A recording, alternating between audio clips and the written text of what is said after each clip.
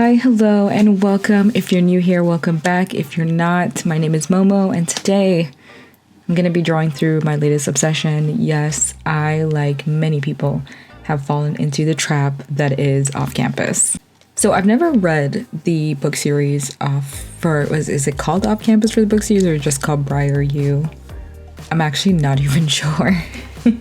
I've never read the books. This is kind of a Bridgerton scenario for me, where I heard of the books, know of the books, never really engaged with the work. I know that it's really popular in BookTube, like the hockey boyfriend is a trend right now. And then, with the show with Heated Rivalry coming out, also based on a book series, and then this coming out, hockey's having her moment. Romance is always having her moment.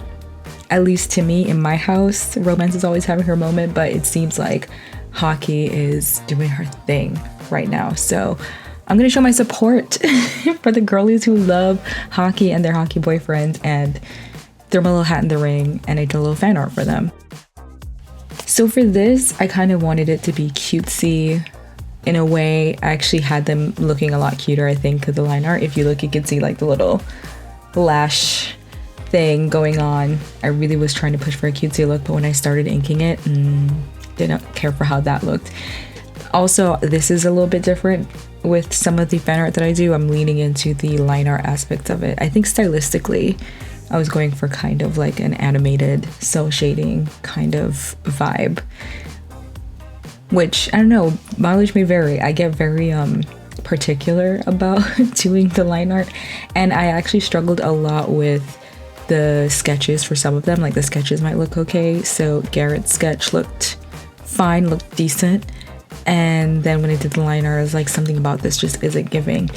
I'm gonna show some of it here. Like, the original line art that you just saw, that was how it was before. I completely redo it later, and same thing for Tucker, completely redo it. I was really struggling to get their faces right, and I went over it a bunch of times trying to basically make it work with the color. If this was more of a painty piece like I normally do, I'd just like paint over it. But with line art, you kind of have to commit, and I didn't want to have to do the lines again, but ultimately it's what had to be done.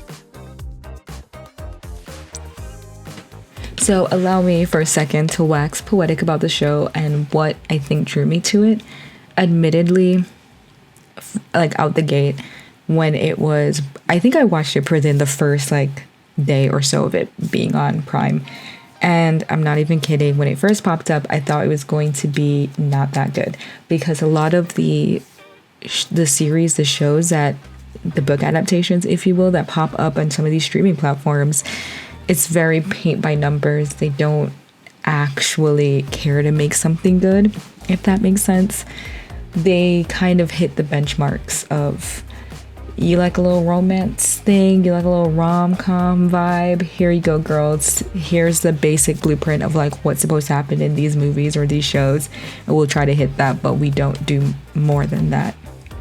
And so imagine my surprise when I started watching it and I found myself really invested. Like, I genuinely think it was, it was done with like love and care and intention. And one of the things that I enjoyed about the adaptation is the fact that they went out of their way to not make them horrible people for the sake of plot. None of the drama is arising from them being necessarily bad people.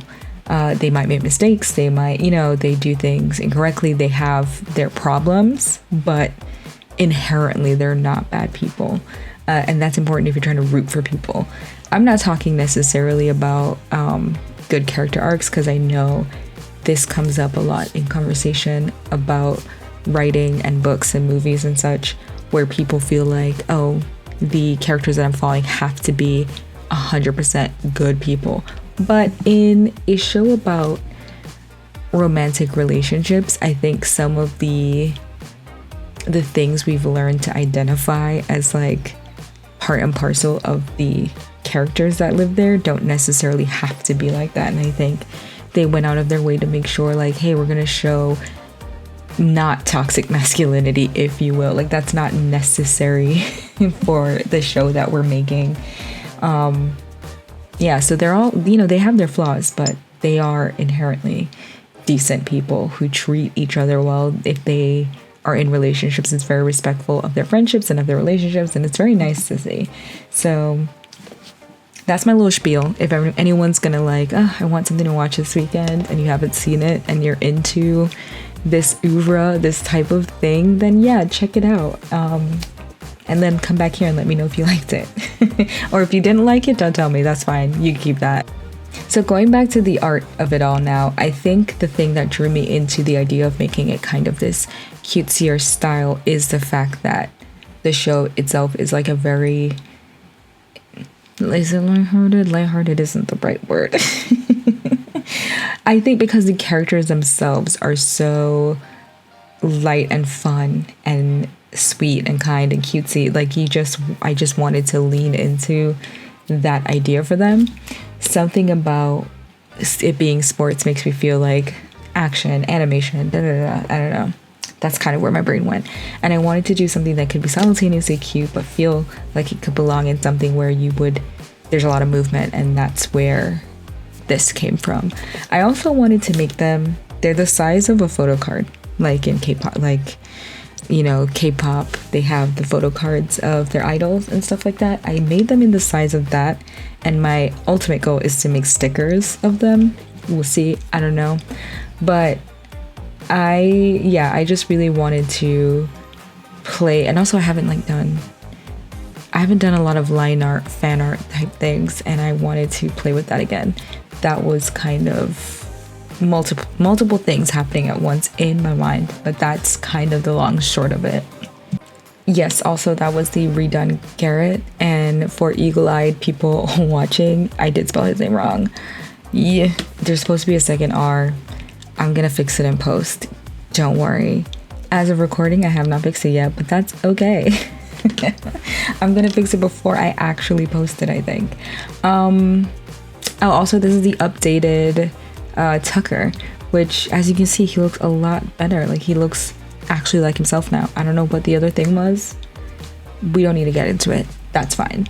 That's fine. Just know that it's fixed, okay? And he looks like his normal cutesy self. Okay, final thoughts on the art real quick before we wrap up. I did play with doing colored ink lines. Ultimately, thought it looked bleh.